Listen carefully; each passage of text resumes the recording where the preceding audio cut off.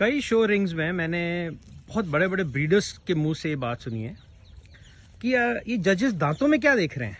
दांतों में जजेस क्या देखते हैं? जब डॉक्टर ने या वेटनेरियन ने घोड़े के दांत देख लिए और उसको पास कर दिया कि ये कौन सी क्लास में या कौन सी एज में जाएगा, तो मैं आपको ये क्लियर करना चाहता हूँ कि जो जजेस जो दांत देखते हैं वो इस टेक्निक पे, इस नेचुरल टेक्निक पे बेस्ड है। आप देखिए, घोड़ा जब घास चरता है तो वो एक बाइट लेता है, घास को काटता है और फिर आगे की तरफ बढ़ता है।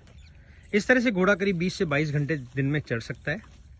पर आप नोट कीजिएगा कि घोड़ा कभी भी किसी घास के बूटे को या किसी घास को जड़ से खींचने की कोशिश नहीं करता है, जैसा कि भेड़ें या गायें कर सकती हैं। इस तरह की बाइट होना, घोड़े के दोनों दांतों का, जो नीचे के दांत है और ऊपर उनका मिलना बहुत जरूरी है, तभी वो ढंग से बाइट कर सकता है, जिसे अंग्रेजी में सीजर बाइट भी कहते हैं।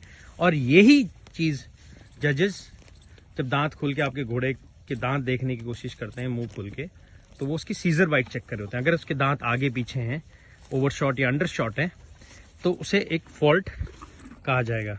यूजुअली दांत बिल्कुल एक दूसरे से बिल्कुल सीजर्स के से मिलते होने चाहिए। मिल्क टीथ को उल्टे हमारा, बस बस बस बस।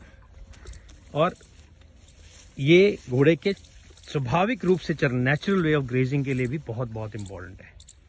इसीलिए जब हम घोड़ों को स्टेबल के एनवायरमेंट्स में रखते हैं, स्टेबल्स में रखते हैं, तो उनके दांतों पे ध्यान देना भी बहुत ज़रूरी है, क्योंकि जो ग्रेन जो वो खा रहे हैं उससे भी दांतों का वेयर एंड टेयर जिसे कहते हैं, दांतों का घिसना अलग तरीके से हो सकता है। दांतों को चेक करते रहें, मंथली, वीकली, जैसे आपको टाइम मिलता है दांतों को ज़रूर एग्जामिन कराएं। और जहाँ भी आपको लगता है कोई दांत में ढीला है या कोई इन्फेक्शन है या किसी तरह का पेन है, तो किसी डेंटिस्ट, इक्वाइन डेंटिस्ट को ज़रूर दिखाएं। Thank you.